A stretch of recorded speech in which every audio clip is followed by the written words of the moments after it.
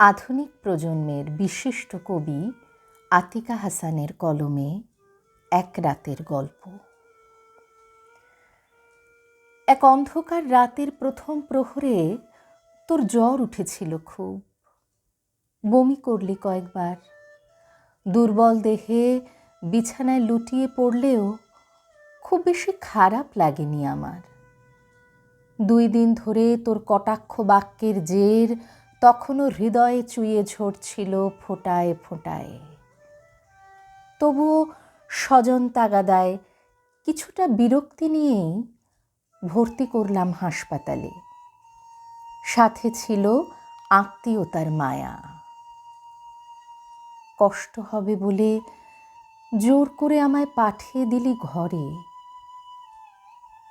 পরিশ্রান্ত ঘুমে রাত কাবার। ভোরে ফোন এলো, হ্যালো বাবা, আম্মায় এখন নিবিড় পরিচর্যায়। সকল জল জোছনার প্রহর তাড়িয়ে, সকল সম্পর্ক সন্ধির পৃষ্ঠা ছেড়ে, নিশীথ জুজুবুড়ির ভয় পুরোটা আমাকে দিয়ে পড়ন্ত বিকেলে চলে গেলি তুই। চলে গেলি পরপারে। এত সহজে? হ্যাঁ রে বউ, তুই যে এমন অভিমানী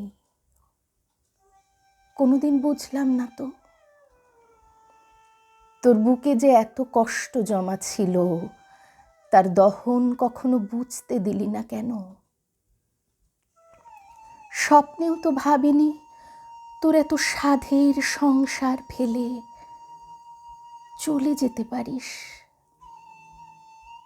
মেঘের দেশ পাড়ি দিয়ে